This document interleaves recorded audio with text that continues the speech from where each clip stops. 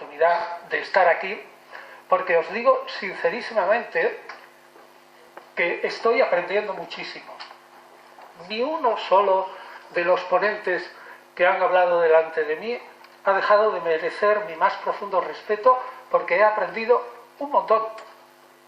Luego se añade a que este congreso en contra de otros es un congreso totalmente altruista, que todos los que estamos aquí hemos renunciado a nuestro posible caché y que estamos absolutamente contentos de estar aquí por amor a lo que decimos y por amor a las consecuencias que van a salir de este congreso, no solamente para beneficio de lo que nosotros podamos aprender, sino también pues para beneficio de aquellas personas que van a recibir lo que de aquí se obtenga. Así que, Rafa, no sé dónde está. Muchísimas gracias por haberme invitado aquí. Ya sabes que estoy muy contento. Bueno, y ahora directo. El tema propuesto, el juicio final y el mundo futuro, según el cristianismo primitivo, es un tema fundamentalmente histórico, de análisis. Evidentemente pertenece al Nuevo Testamento y por lo tanto a la mayoría de los cristianos, que no sean solo culturales sino cristianos de fe, son textos inspirados. Sin embargo, el punto de vista de esta conferencia, muy respetuoso, es, como se suele hacer en la universidad, ver estos textos desde el punto de vista histórico-crítico. Es decir, nosotros aplicamos al análisis de estos textos cualquier herramienta filológica e histórica que nosotros tenemos, como se la aplicamos a Tito Livio, a Tucídides, a Heródoto o a Homero o a cualquier otro. De tal manera que nuestro interés es ver qué es la impresión que un lector de estos textos del siglo I pudo haber tenido leyéndolos. Es decir, que no nos ponemos a juzgar los textos, tampoco yo, que no soy teólogo, me pongo a administrar la posible ética de los textos para aplicármela a mí, que sí que puedo en privado, pero que yo no lo hago en público. Me alegro mucho de lo que se dijo en la conferencia anterior a propósito del escepticismo. Yo me he declarado aquí en público bastante escéptico, filólogo, racionalista, pero he empleado muchas páginas en una obra mía que ya se agotó, pero que va a ser reeditada dentro de unos meses, que se llama Jesús y las mujeres. He dedicado 2 o 3 páginas, quizás más, para decir que más que escepticismo, lo que hay que hablar en historia antigua, y al fin y al cabo lo que vamos a decir es historia de las ideas, historia antigua, lo que hay que hablar es de sano relativismo. No existe una verdad histórica absoluta, sino que la verdad es el consenso. El consenso entre los historiadores, pero si aparece algún documento o un punto de vista nuevo e interesante, cambiamos, si somos honestos, nuestro punto de vista anterior y lo sustituimos por otro paradigma. En ese caso, yo podría decir, si alguien dice alguna propuesta de tipo religioso, pero que es en el fondo una propuesta de historia antigua, una propuesta absolutamente dogmática, lo más que se le puede decir es, mire usted, esa propuesta que usted dice no lo puede decir tan dogmáticamente porque va en contra de lo que opina el sentir medio de los historiadores de hoy, que se refleja en la bibliografía, en la literatura secundaria actual. Es decir, que estamos aquí desde un punto de vista que yo pienso dar según el sentido de la historia antigua hoy, pero que puede cambiar.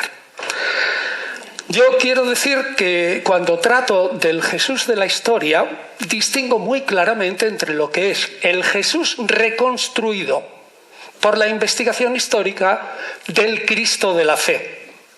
El Cristo de la fe es una de las posibles reinterpretaciones de las muchas que hubo en el cristianismo primitivo, pero que normalmente es una reinterpretación que ha durado en las diversas iglesias. Hay un Cristo de la fe para los luteranos, otro para los metodistas y otro para los católicos.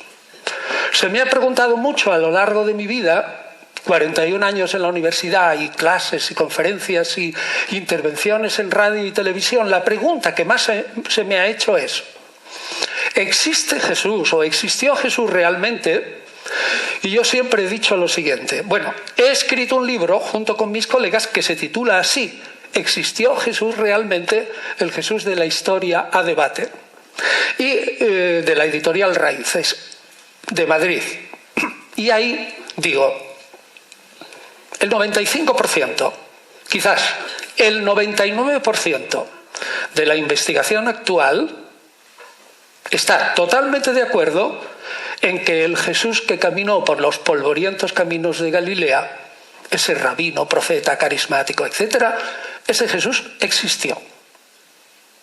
Pero de lo que no estamos seguros es de que hayan existido los diversos Cristos de la fe, porque esas son reinterpretaciones de ese personaje. Por tanto, es absolutamente necesario distinguir entre lo que digo, el Jesús de la historia, según el sentir medio de la investigación hoy, y lo que es la reinterpretación posterior. Ese Jesús de la historia, y ahora ya nos centramos directamente en el tema, desarrolla su vida y misión sobre todo en la Baja Galilea, apenas en Judea, prácticamente, menos lo que diga el Evangelio de Juan, prácticamente en el último tiempo de su vida. No sale de Galilea, no va a las ciudades importantes de gentiles, se dedica a predicar en pequeñas aldeas y a la gente del pueblo. No predica a los paganos de una manera sistemática. Por lo tanto, este Jesús está enmarcado en unas coordenadas puramente judías. Su religiosidad es también totalmente judía. Se atuvo a las creencias y prácticas religiosas de su pueblo. Observó las fiestas judías. Frecuentó las sinagogas. Aceptó los ritos del templo. Manifestó una profundísima devoción por la ley de Moisés. Y cada vez que discutió con sus colegas, si algo se parece, aunque sea un rabino independiente, si algo se parece a este Jesús de la historia, es a un rabino fariseo, aunque con algunas diferencias, fue su intento de radicalizar, no de suavizar, la ley de Moisés.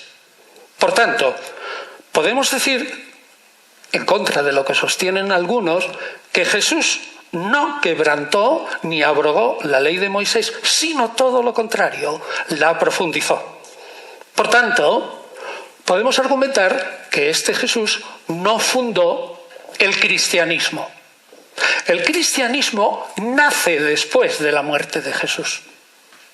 Y nace como una de esas reinterpretaciones de un personaje carismático y maravilloso que impactó en sus discípulos.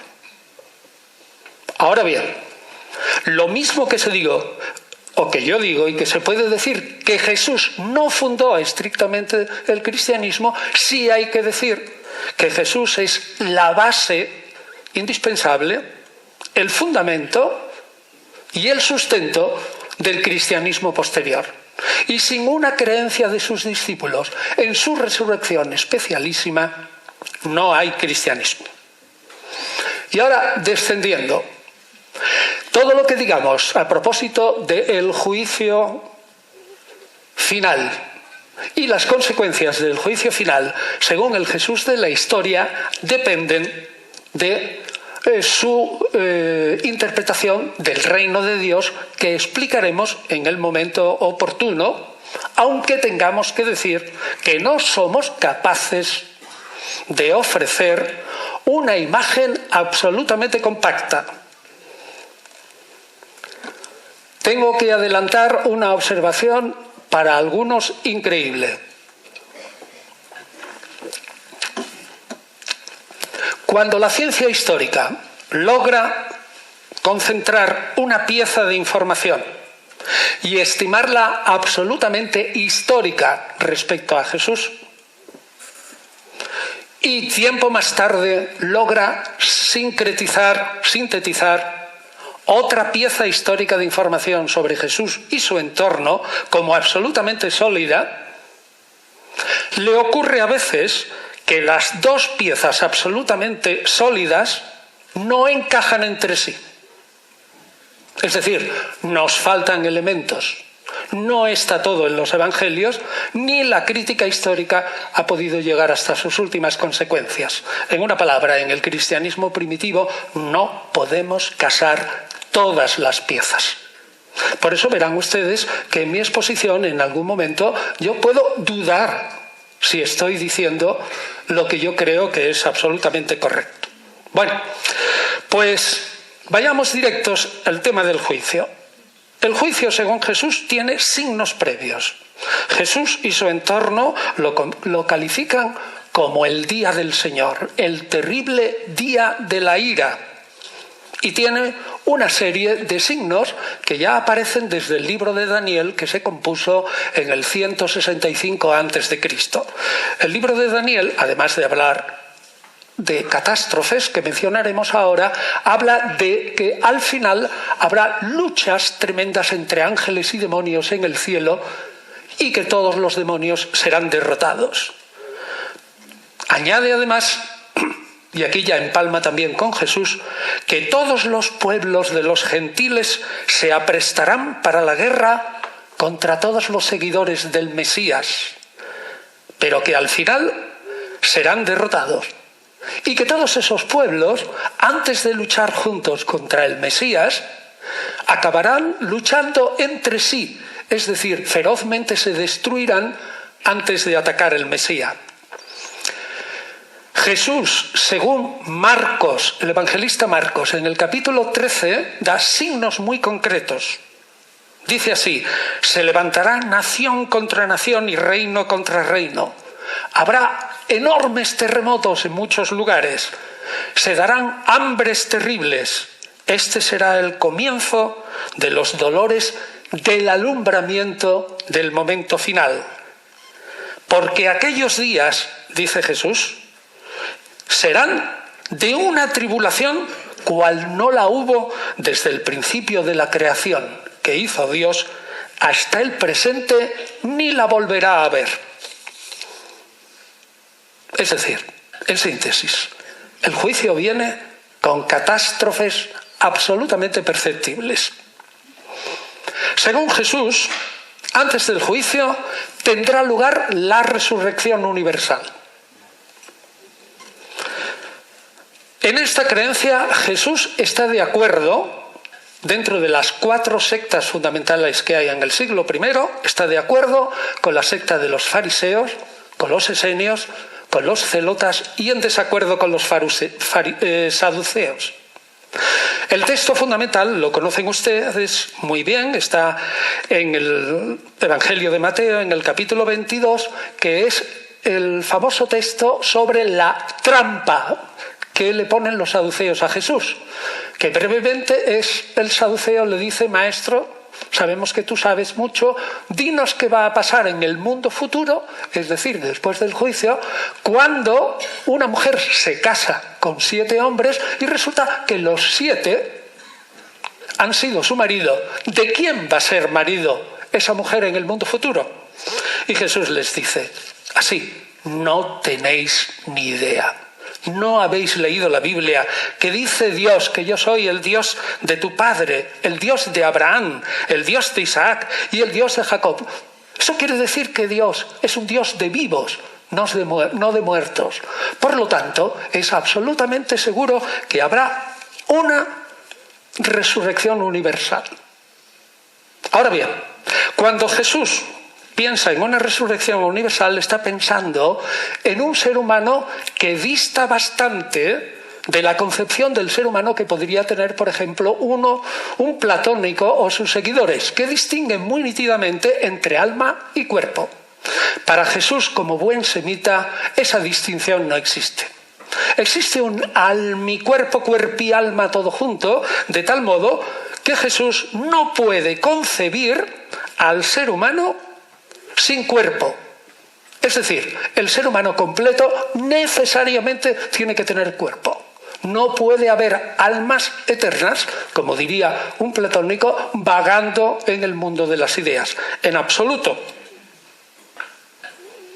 Y recuerden ustedes que una de las tradiciones primitivas de Jesús, de acuerdo con esto, pinta al cuerpo del Jesús resucitado continuamente. Es un cuerpo que tiene huesos, que es palpable, aunque desaparezca, que come y que porta los signos de las heridas. Pues bien, esta antropología, concepción del hombre, de cuño netamente semítica, no distinción, no griega, es lo que explica que en el Nuevo Testamento apenas, fíjense lo grande que es el Nuevo Testamento, apenas se hable de la resurrección de los pecadores. En realidad solamente en 2 o 3 sitios. ¿Y por qué? Porque en el fondo, en el siglo I, como la resurrección es obligatoria, pero esos pecadores van a tener su cuerpo y su alma absolutamente sujetos a tormentos, mejor les sería no haber nacido nunca y por lo tanto no verse sometido a eso. Tan importante es que el que resucite tenga cuerpo. Pablo, continuando sobre Jesús, como es un griego y tiene pensamientos más griegos, a duras penas le gustaría admitir que se resucita con cuerpo, pero sin embargo lo defiende a capa y espada. Tanto el capítulo 17 de los Hechos como 1 Corintios 15 habla claramente de que es absolutamente necesario que en la resurrección contemos con un cuerpo. Lo que pasa que para Pablo ese cuerpo, como es materia y en el fondo es el último escalón y degradado del ser, ese cuerpo será espiritual. Un cuerpo espiritual, para nosotros lógicos y occidentales, no tiene sentido, porque si es cuerpo no es espíritu y si es espíritu no es cuerpo. Entonces no sabemos cómo explicarlo, pero Pablo tampoco lo explica porque da a entender que todos sus lectores lo entienden muy bien. Así que nos quedamos sin saber qué es lo que creía Pablo, aunque en líneas generales lo entendamos. Inmediatamente después de la resurrección universal, pero fíjense, el cristianismo primitivo, si leen atentamente el Evangelio de Marcos, verán que cuando Jesús, según el evangelista, no digo el histórico, según el evangelista, habla de su resurrección personal, todos los discípulos se admiran. Dice, ¿cómo? ¿Qué es esto? Pues es que los discípulos lo único que entendían es la resurrección universal inmediatamente antes del juicio. Pero lo que es el origen del cristianismo es que una sola persona, a saber Jesús, el Mesías, haya resucitado como prenda y primicia de lo que luego va a ser esa resurrección universal.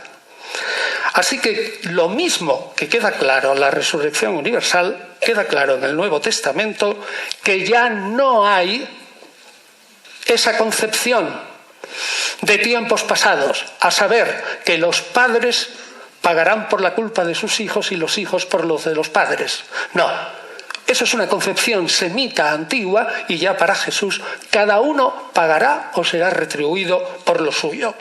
El Nuevo Testamento ciertamente no habla qué va a pasar después de la muerte de cada uno, es decir, antes del juicio universal.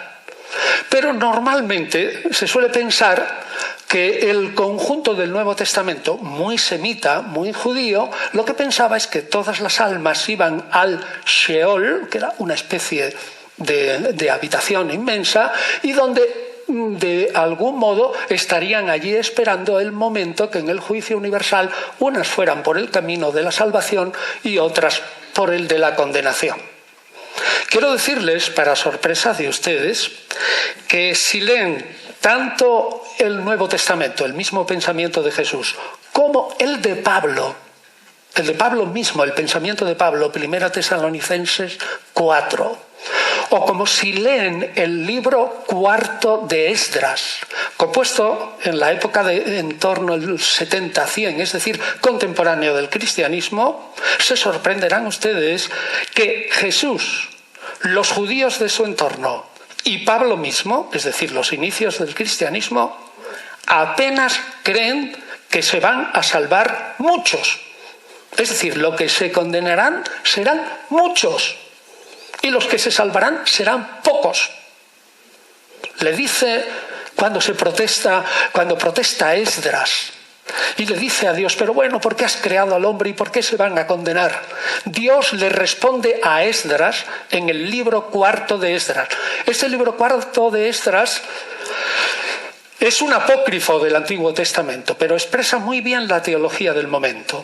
Ese Dios, un poco despectivo, le dice a Esdras, Esdras, mira la tierra. Y mira la tierra, ¿qué ves? Y dice, arena, tierra, rocas y arcilla. ¿Ves piedras preciosas? Hay ahí amatistas, hay esmeraldas, hay oro. Y dice, no, eso es muy poco, hay muy pocas perlas en el mundo. Dice, pues lo mismo pasa con los pecadores.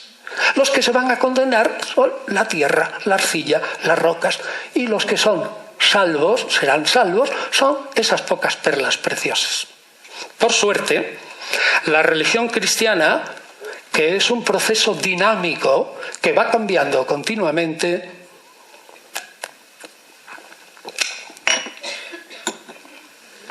ha mudado totalmente su pensamiento. Ha cambiado el pensamiento de este Esdras mítico, ha cambiado el pensamiento de Jesús y ha cambiado el pensamiento de Pablo, y hoy se puede decir que la religión cristiana sostiene radicalmente lo contrario, que quien se va a salvar son prácticamente todos y lo que los condenan son muy pocos. Pues bien, volvamos a nuestro discurso.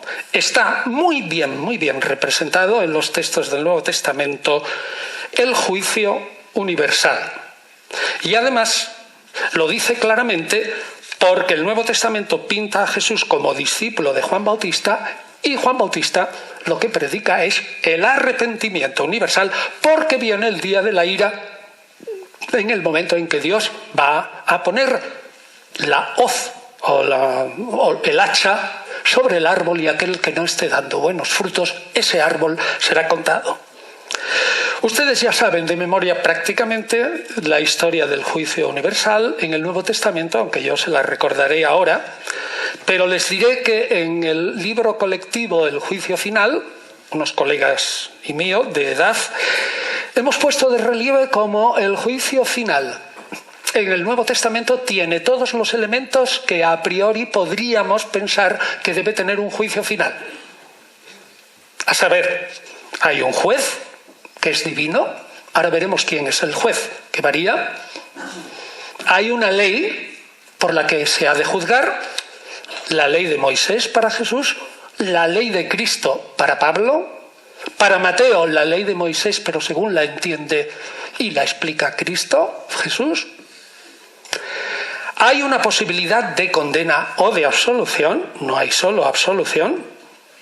Por lo tanto, si hay una posibilidad de condena y absolución, tiene que haber dos lugares distintos donde se ejecuten esas condenas. Por lo tanto, tiene que existir el cielo y el infierno. Y, por último, tiene que comenzar una nueva era. Es decir, que cuando venga el juicio final, tiene que haber después un mundo después de la muerte. Aunque para unos será muy triste y para otros será muy alegre. Implícitamente está también la condición de que tienen que resucitar todos para ese juicio, porque no sería lógico que el juicio final fuera solo para aquellos que viven en la generación en la que se produce ese evento. Por lo tanto, es un juicio universal, único e irrepetible. Pues bien, como dije al principio, la idea del juicio está unido tanto en Juan Bautista como en Jesús con la idea del reino, el reino de Dios. Todos los exegetas están absolutamente de acuerdo que el punto central de la predicación de Jesús es la venida inmediata del reino de Dios. Pero la gran sorpresa es que no sabemos exactamente en qué consiste ese reino. ¿Por qué? Pues porque Jesús nunca lo explica. Nunca. Ni siquiera en las parábolas del reino, así llamadas, que lo único que dice es que el reino sí es muy importante, tiene comienzos muy pequeñitos, que hay que vender todo lo que uno tiene porque es una perla preciosa, que hay que buscarlo y que hay que buscar como la dracma perdida, etcétera, etcétera. Pero ¿qué es el reino? Nunca lo explica. Veremos luego que sí hay indicios, pero explicarlo no. Esto es terrible para algunos exegetas modernos, porque el concepto del reino de Dios, si no lo explica, implica que Jesús tenía el mismo concepto del reino de Dios que aquellos que eran sus oyentes, es decir, aquellos campesinos de Galilea que prácticamente, y solo los varones, sabían leer y escribir, pero sus escrituras. Por lo tanto, el concepto del reino habrá de ser puramente judío. Muy bien, ese es lo mismo que si yo fuera un político y estoy hablando todo el tiempo de la regeneración democrática. Evidentemente, si estoy hablando de la regeneración democrática es porque ustedes saben qué es democracia. Y yo no me voy a parar a explicar lo que es democracia, lo sabe todo el mundo. Pues lo mismo le pasa a Jesús. No se va a parar a explicar qué es el reino de Dios, porque es aquello que dijeron los profetas, es de lo que se habla en las sinagogas. Por lo tanto, Jesús no tiene por qué explicarlo.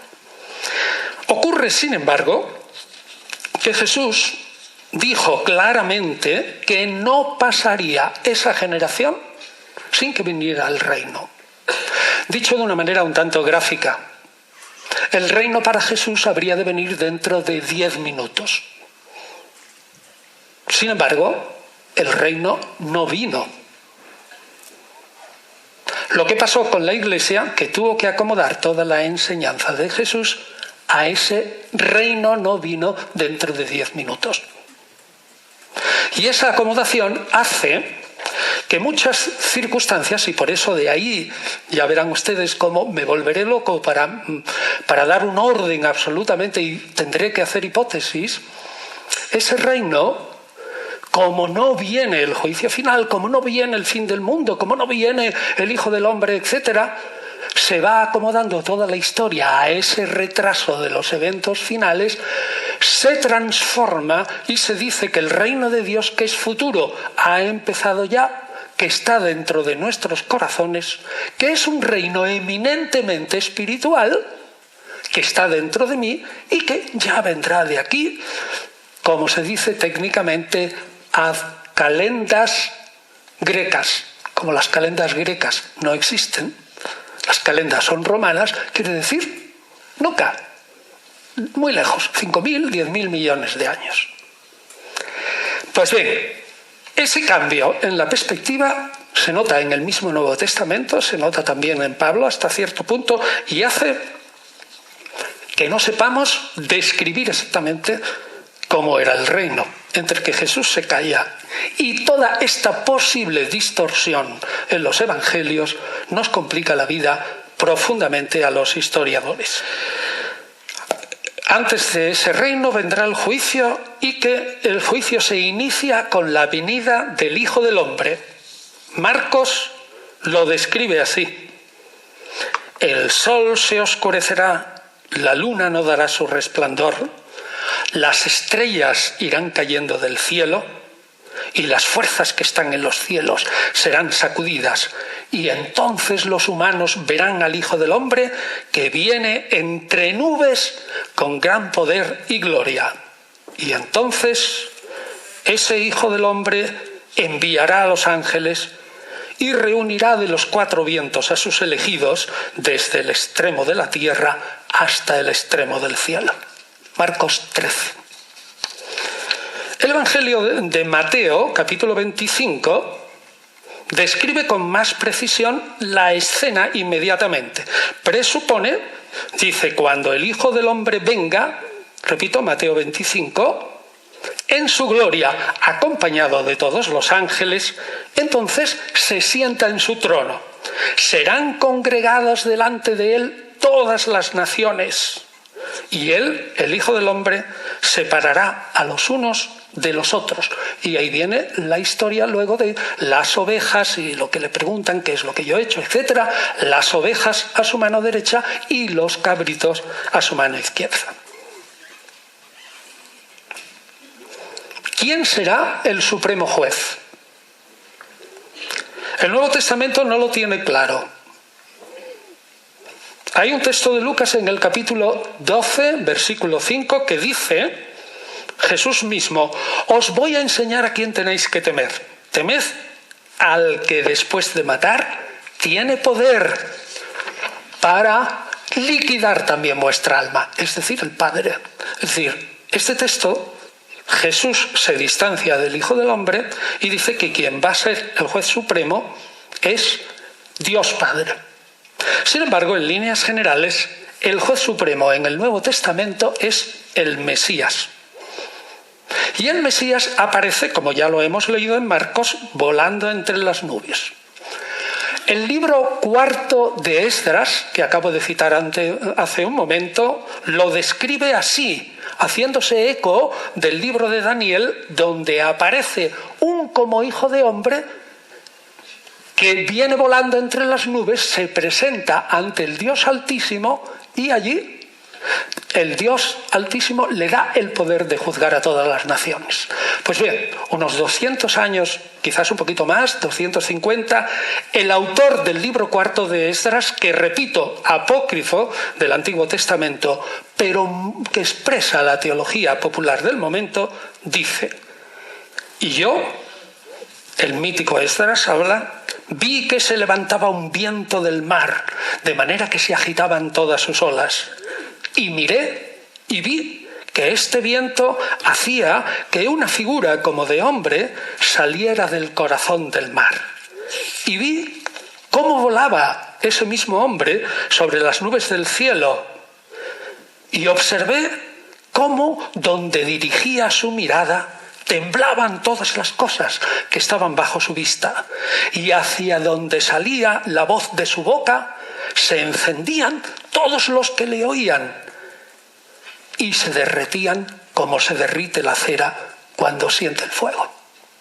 Esta es la venida terrible del que va a juzgar.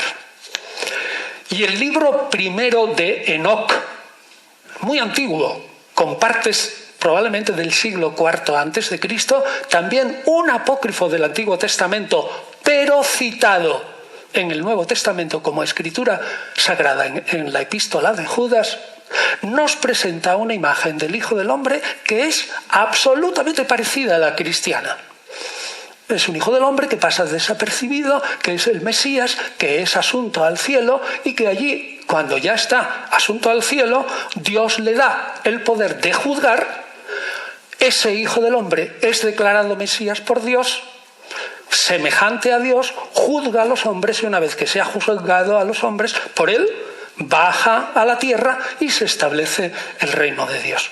Es tan parecido a lo cristiano, aunque sea un texto judío, que mi opinión es que estamos probablemente ante una lucha en el siglo I, y esta es una tesis que yo desarrollo en un artículo en inglés que aparecerá dentro de unos meses en la revista Enoch, en la que yo postulo la idea de que el libro primero de Enoch está luchando contra los evangelios cristianos, sobre todo el evangelio de Marcos, diciéndole a los cristianos, es decir, es una pugna intrajudía en torno al año 70 después de Cristo, una pugna intrajudía en la que el evangelio de Marcos dice: el Hijo del Hombre es Jesús, nuestro Mesías.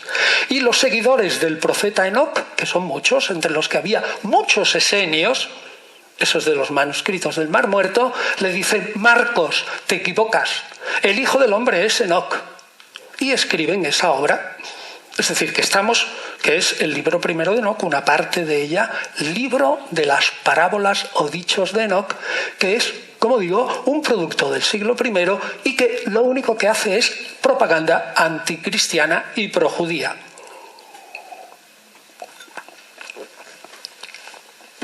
Pues bien, lo que realmente no queda nada claro para la ciencia histórica actual es si Jesús, el Jesús de la historia, se creyó a sí mismo ese Hijo del Hombre que viene desde el libro de Daniel. Normalmente los historiadores suelen sostener que a pesar de la presentación del Evangelio, Jesús distinguió perfectamente entre él como un hijo de hombre. Ojo, fíjense muy bien. Distingan entre un hijo de hombre, sin artículo, sin ningún artículo, y el hijo del hombre.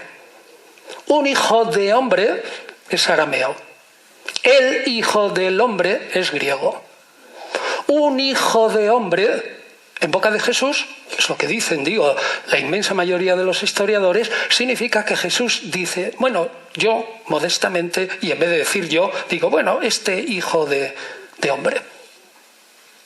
Mientras que el hijo del hombre, con dos artículos, es la traducción griega de esa expresión aramea y ya es un título. Un título. Es decir, lo que vienen a decir los historiadores es que la teología posterior a Jesús le concede a un Jesús ya muerto el título de el Hijo del Hombre, aunque él solo se consideró un mero hombre normal. Vale. Cerramos este apartado y ya le digo que todo es... Luego, el reino de Dios. Ha terminado el juicio y viene inmediatamente el reino. Como les dije antes, Jesús no explica absolutamente nada, pero solo da indicios. ¿Cuál será ese indicio?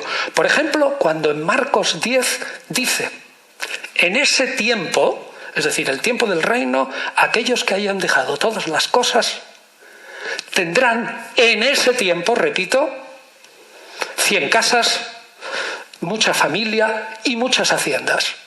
Es decir, recibirán el 100 por 1. Ahí hay un buen indicio. Pero fíjense que hay una frase misteriosa después de ese texto a la que más tarde tendré que referirme. El texto de Marcos yo lo he parado en decir recibirán 100 veces más, casas, hermanos, etc. Y sigue el texto, dice Jesús, y luego la vida eterna. Les dejo caer que aquí hay una enorme complicación. Da la impresión como si Jesús está distinguiendo entre una primera fase del reino de Dios, en ese tiempo 100 veces más, casas, hermanos, y luego la vida eterna. Volveremos sobre esto.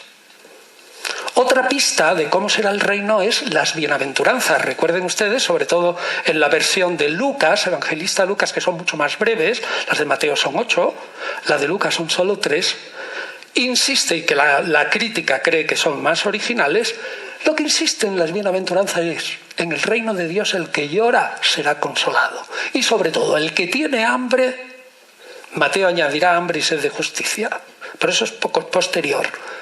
Lo original está en Lucas. El que tiene hambre, ese se hartará y tendrá comida. Es otra pista interesante. Y otra pista es que si ustedes analizan los evangelios, verán que el símil del banquete es lo que define totalmente el reino. El banquete. Recuerden esa parábola que comienza: el reino de los cielos es semejante a un rey que celebró un banquete de boda para sus hijos. Es evidente que el banquete es una pista bien clara. Entonces, al menos en esta primera fase, y vamos a dejarla así, parece ser que para el Jesús de la historia, el reino que viene después del juicio es un reino aquí en la tierra. Es decir, la aniquilación no es aniquilación del mundo, sino que lo que es una renovación del mundo. Y fundamentalmente, como él es judío, en la tierra de Israel. Ese reino tendrá muchas marcas espirituales, características espirituales. Por ejemplo, la tierra de Israel estará libre de los impíos, todos se dedicarán a cumplir en alma y cuerpo la ley de Moisés, todos conocerán la voluntad de Dios, todos aceptarán un reino en el que manda es Dios y sus representantes, eso se llama un reino teocrático, y sus representantes no hacen nada más que transmitir la voluntad de Dios. Pero eso es la parte espiritual. La parte material de ese reino, sus características materiales es que Dios, contento con la situación, habrá un montón de dicha, frutos, los campos dan de todo, y la parte material de todos los que vivan en el reino está cubierta. Esto es probablemente lo que se deduce de un análisis de los evangelios. Hay un texto muy interesante a propósito de la duración del reino que dice: ¿cuánto va a durar este reino? Pero hay un texto que dice, el Apocalipsis de Esdras, tantas veces nombrado, dice: durará 400 años en esta jauja feliz. Otro Apocalipsis contemporáneo, un poquito después de Jesús, el Apocalipsis de Baruch, dice: no, durará 400 años. Y el Apocalipsis, el último libro del Nuevo Testamento, dice: no, durará 1000 años. Así que, en realidad, no sabemos. Pero vamos a ver, ¿cómo se vivirá en ese reino? Pues como el Nuevo Testamento no lo describe mucho, porque ya he dicho que el Nuevo Testamento espiritualiza el concepto de reino, sí tenemos historias judías de la época, y algunas son fantásticas. Una es la historia de los recabitas. Estos son un pueblo judío del siglo... Bueno, la historia está compuesta en el siglo III, probablemente, pero es una historia anterior. Y resulta que se ve que uno de los fieles israelitas, dice el texto, tiene una visión. Y en esa visión se le demuestra cómo va a ser el mundo futuro, donde están los hijos de Recab.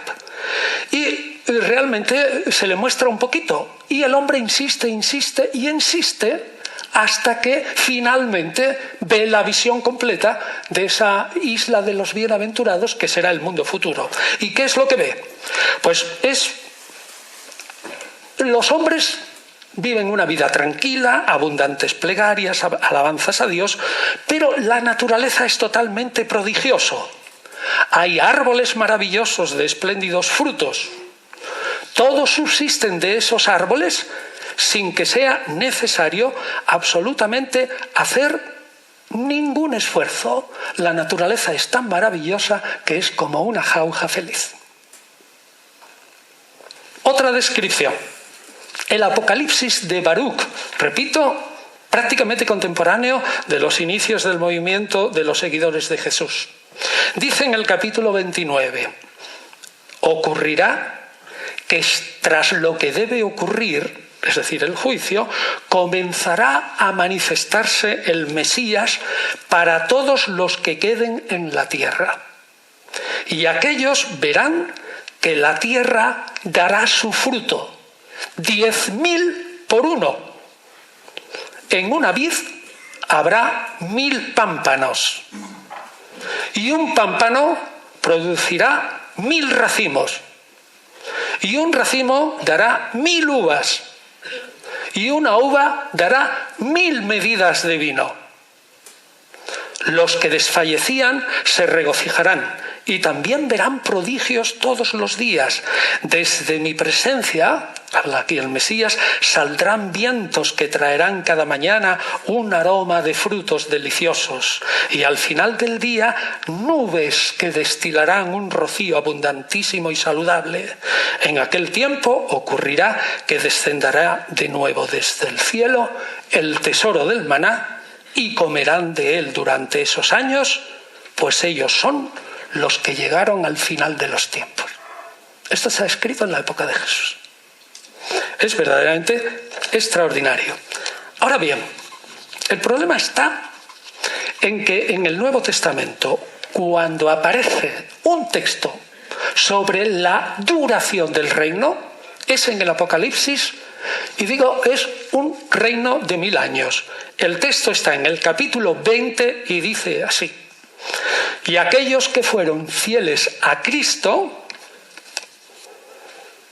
revivirán y reinarán con él durante 1000 años.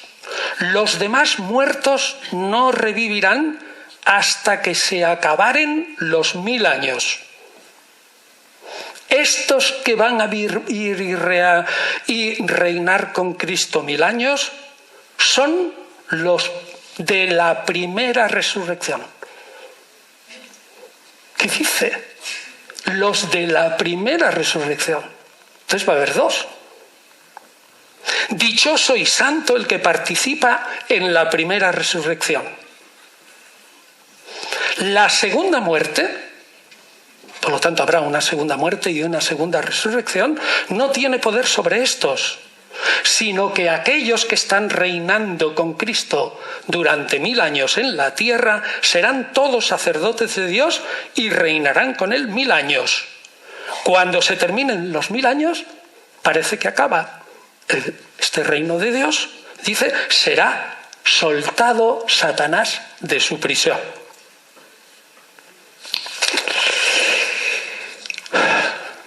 Este es un texto dificilísimo. La prueba es que el Apocalipsis mantiene aquí una doctrina del milenio que si ustedes, católicos estrictos, las defendieran hoy, serían condenados como herejes. El que en el Oriente el Apocalipsis no llegara a formar parte de una manera definitiva del canon holista de libros sagrados, hasta nada menos que el siglo X, se debe a que la inmensa mayoría de los padres orientales, San Cirilo, Atanasio, Teodoro de Mopsuestia, se opusieron directamente a esta teoría de los 1000 años y dijeron que esa parte del Apocalipsis hace del libro entero inhábil para formar parte del Nuevo Testamento. Finalmente se llega a un acuerdo y realmente lo que ha hecho la Iglesia ha sido no hacer caso del capítulo 20 como si no existiera e interpretar todo el Apocalipsis de una manera simbólica, cuando resulta que el Apocalipsis, de hecho, es un escrito de consolación para aquellos que están viviendo en el año 96, año del emperador Domiciano, y que están esperando un escrito de consolación. Es decir, el Apocalipsis es una profecía también de un fin del mundo inmediato con la destrucción del Imperio Romano en época de Domiciano. Profecía que tampoco se cumplió.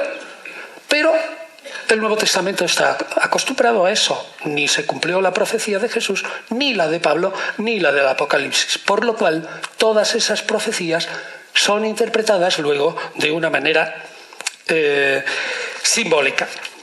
Pues bien, el Apocalipsis describe que este primer reino, como digo, de los 1000 años es también una jauja feliz. En eso está de acuerdo. Sigamos el hilo del Apocalipsis. Si seguimos en el capítulo 20, dice lo siguiente el Apocalipsis. Vamos, yo creo que lo puedo utilizar como historiador, porque como veremos tiene el apoyo de otros textos judíos y encima está en el Nuevo Testamento, es decir, este es un discípulo o un seguidor de Jesús. Dice en el mismo capítulo 20, cuando se terminen los 1000 años y sea soltado Satanás de su prisión, habrá otra lucha mesiánica. En esa lucha mesiánica resulta que todos los pueblos, es decir, aquellos que habían quedado, lucharán contra el Mesías y contra Satanás y serán todos derrotados e irán todos al infierno definitivamente.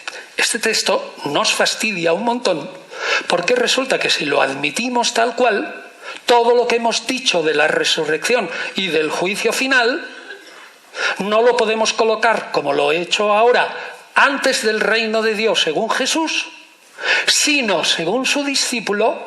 El reino se divide claramente en dos fases.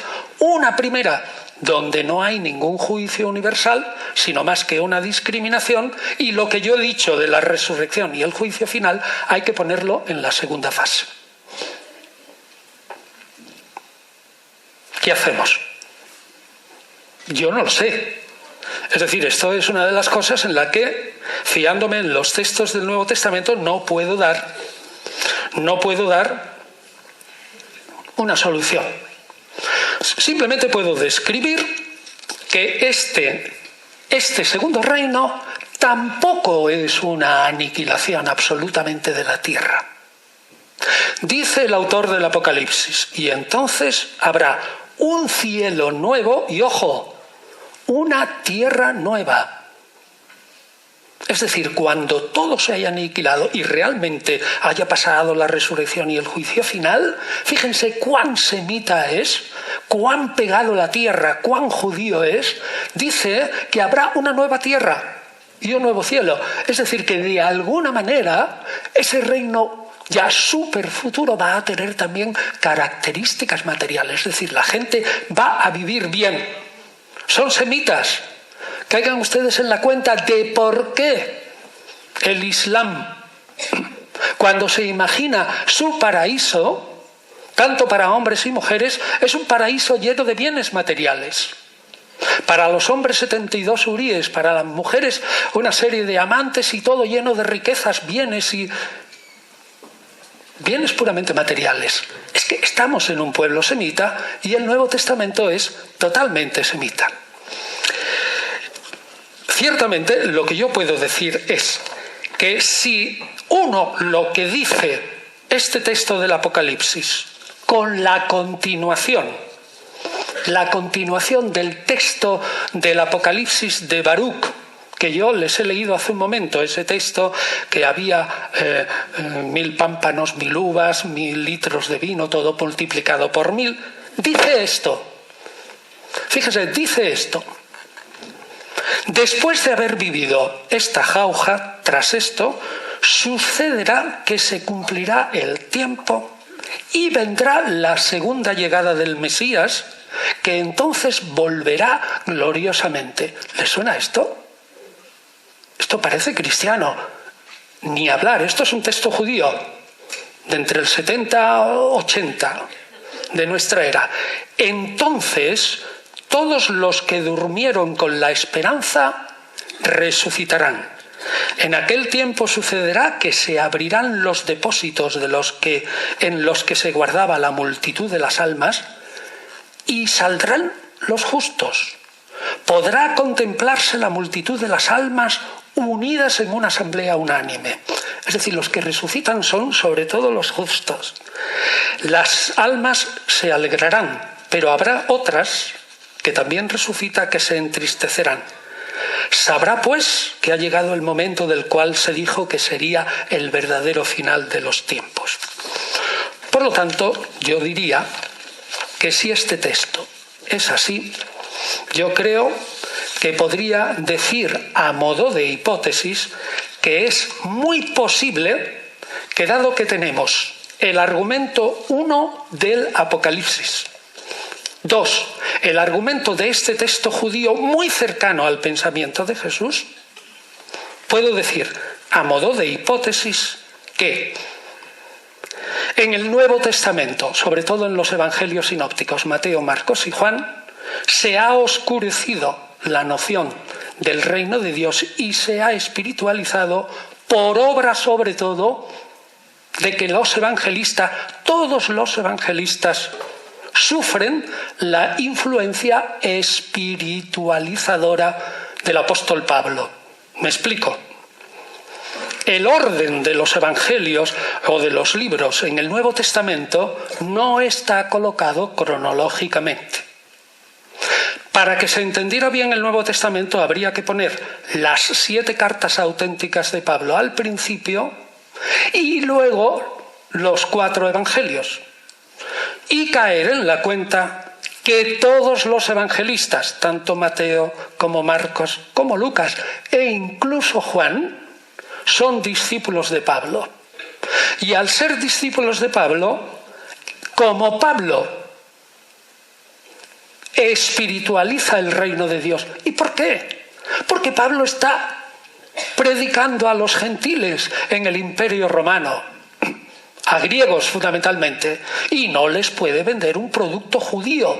El reino de Dios judío es invendible.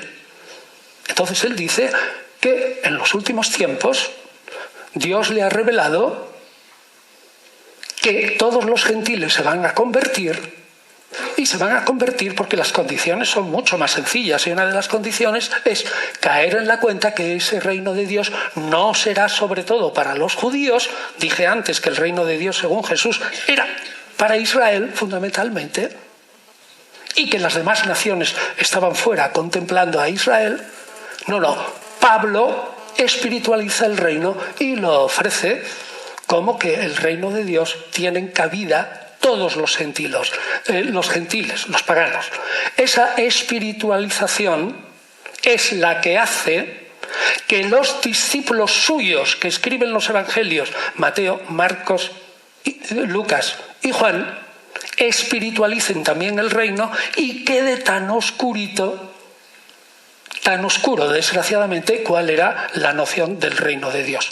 Por tanto, yo puedo pensar, como historiador, que conociendo cómo han sido las circunstancias, es muy posible que quizás, que a lo mejor tal vez sea así, una proposición histórica muy modesta, que quizás tal vez Jesús tuvo también una concepción del reino de Dios en dos fases, y que tiene más razón el Apocalipsis que los evangelistas. Por lo tanto, la primera fase sería el reino de Dios en Israel, mente de Jesús histórico, con bienes materiales y espirituales, y la segunda fase sería esa lucha definitiva de todas las naciones, de nuevo con Satanás contra Israel, y que luego vendría lo que sería, digamos, el reino definitivo. Y la prueba está que la diferencia está para Jesús. Recuerden el texto de Marcos 10:30 que les citaba. Cuando Jesús dice, en ese tiempo habrá el 100 por 1 y luego la vida eterna. Hay ahí un indicio que caminamos por buen camino al presuponer que hay dos fases. La primera fase sería aquí, en esta tierra, totalmente renovada, pero en esta tierra Israel sería lo primero, las naciones si se quieren convertir bien, si no, la segunda fase sería quizás, probablemente, como dice el Apocalipsis, ya viene la gran pelea final, Satanás es derrotado y viene la resurrección, el juicio y la segunda fase del reino, que para Jesús es mucho más espiritual, porque dice el texto de Marcos, y después la vida eterna, complementado por Lucas, y allí vivirán, o mejor, y allí serán los salvados como ángeles del cielo. Y reino definitivo, casi ultramundano, donde todos serán como ángeles del cielo. Pero el autor del Apocalipsis precisa a Jesús como ángeles del cielo, sí, pero se hace un nuevo cielo y una nueva tierra. Algún elemento material tendrá que haber porque seguiremos teniendo cuerpo. Bueno, y ya nos vamos acercando al final. Según el Nuevo Testamento, ¿cómo va a ser la morada de los malvados? Pues el Nuevo Testamento no es pródigo en describir cómo será la morada de los impíos. Y además es, si no contradictorio, por lo menos tiene imágenes difíciles de casar. Una, el capítulo 16 de Lucas presenta una parábola que todos conocen ustedes, la del rico que está banqueteando continuamente y que no le da nada a un pobre que se llama Lázaro y que tiene que contentarse solo con las migajas que caen de las mesas del rico. Pero resulta que mueren los dos. Y entonces ambos están en el Hades, en el infierno, pero en el infierno de una manera general. Y al levantar el rico sus ojos, y ahora ya dice Lucas, mientras estaba entre tormentos, vio lejos, pero vio a Abraham y al pobre Lázaro que estaba en su regazo, en su seno, y dando una voz dijo, oye, apiádate de mí para que me saquen. Este texto indica que ambos estaban en el mismo lugar, aunque entre ellos hubiera una distancia infranqueable, pero que se podrían comunicar, y resulta que uno hablaba con el otro, pero nadie podía hacer nada por nadie. Sin embargo, si volvemos al Apocalipsis, el sitio donde están los malvados en la primera resurrección, es decir, mientras los justos están disfrutando del milenio, hay unos malvados que están en un abismo. Y el abismo lo describe así el Apocalipsis. Es como un pozo profundo, el pozo del abismo infernal, y del pozo subía humo como el humo de un horno grande. Y allí, naturalmente, allí están encadenados por mucho tiempo el anticristo, el príncipe del abismo, diversos demonios, bichos horrorosos, etc., y Satanás encadenado, que luego será liberado. O sea que ya ven ustedes que si más tarde este primer infierno, que será temporal, porque junto con el desencadenamiento de Satanás se desencadena todo el mundo, sin embargo está lleno de tormentos. Y es un pozo. Luego, si más tarde se desarrolla la idea del purgatorio, quiere decir que en ese purgatorio va a haber también tormentos serios. Bueno, ¿y qué pasa, siguiendo el esquema del Apocalipsis y de las dos fases, cuando ha habido la resurrección, el juicio y llegue el cielo? Pues también hay mucha diversidad en el Nuevo Testamento, pero hay una cierta unidad. En palabras de Jesús se dice claramente que aquellos que sean condenados, dice 6 veces, irán al infierno, donde habrá fuego, y ese fuego será eterno. 6 veces. Comprenderán ustedes que la Iglesia actual tiene un problema tremendo con Jesús. La tendencia ahora es decir que el infierno no es un lugar, sino un estado, que no hay limbo y que no hay purgatorio. ¿Pero qué hace la Iglesia con 6 veces que se dice que el infierno es eterno y que hay fuego y que será llanto, lágrimas, gemidos y crujir de dientes? Yo no lo sé. Yo soy un filólogo y allá la Iglesia y sus representantes, pero aquí es un problema, desde luego. Estos textos no casan con la mentalidad actual, en la que, como digo, la inmensa mayoría de los creyentes piensan que el infierno no puede ser eterno porque nadie puede cometer una falta tan gigantesca que sea condenado eternamente. Orígenes, el padre de la Iglesia que más contribuyó a constituir la teología tal como está ahora, en torno al 250, pensó que el infierno no sería eterno a pesar de estos textos. Y Orígenes fue condenado por la Iglesia. Y esta es una de las razones por la que hoy no llamamos a Orígenes San Orígenes, sino Orígenes a secas.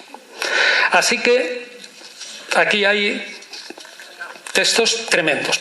Y luego, la descripción del infierno. Pues miren, la descripción del infierno en el Nuevo Testamento y en el judaísmo está copiada radicalmente o del mundo babilónico, sobre todo, o si no, más bien más cercano del mundo greco-romano. Es decir, afirmo con esto que unos 200 años antes de la vida de Jesús, la inmensa mayoría del pueblo judío no creía en el infierno, ni creía en el mundo futuro, ni en el cielo, ni en el infierno, sino que por influencia de la religión persa y también del platonismo popularizado, poco a poco el pueblo dice, hombre, pues bien, hay que admitir que va a haber una retribución final y que habrá cielo y que habrá infierno. En tiempo de Jesús ya es absolutamente fijo que habrá cielo y que habrá infierno, pero no les dio tiempo al pueblo judío a hacer descripciones del infierno. Yo les digo ahora que la mejor descripción del infierno cristiano, fíjense, cristiano entre comillas, se escribió en el año 19 a.C. Es decir, no puede ser cristiano. es la obra del poeta Virgilio y está en la Eneida, en el canto sexto. Leanlo ustedes. Si borran ahí algunas cosas, alusiones a la mitología, verán que no hay mejor descripción del infierno. Y luego verán, si tuvieran tiempo, que el Apocalipsis de Pedro y el Apocalipsis de Tomás y los Hechos de Tomás, es decir, apócrifos del Nuevo Testamento, repiten y copian todo lo que habían dicho los grecorromanos del infierno. Por tanto, todas las descripciones que hemos aprendido de nuestras abuelas y en el catecismo y en la tradición no pertenecen al judaísmo porque, bueno, estarán en el libro primero de Enoc, que también copia. Pero realmente el judaísmo no tenía esas descripciones. Más tarde sí las tendrá, pero copiadas. Así que en esto, como en muchas cosas, el cristianismo depende de una tradición externa, que luego asimila. Y por último, ¿cómo será la vida gozosa en el más allá? Pues tampoco dice mucho el Nuevo Testamento. No lo dice. Pero si nos hacemos caso a esos indicios y trasladamos también la primera fase, el banquete, el reino y todo eso, allí serán como los ángeles. Se supone que Jesús tenía conciencia de que los ángeles vivían muy felices. Probablemente en el Evangelio de Lucas hay un indicio cuando Cristo, a punto de morir, le dice al buen ladrón, capítulo 23, hoy estarás conmigo en el paraíso.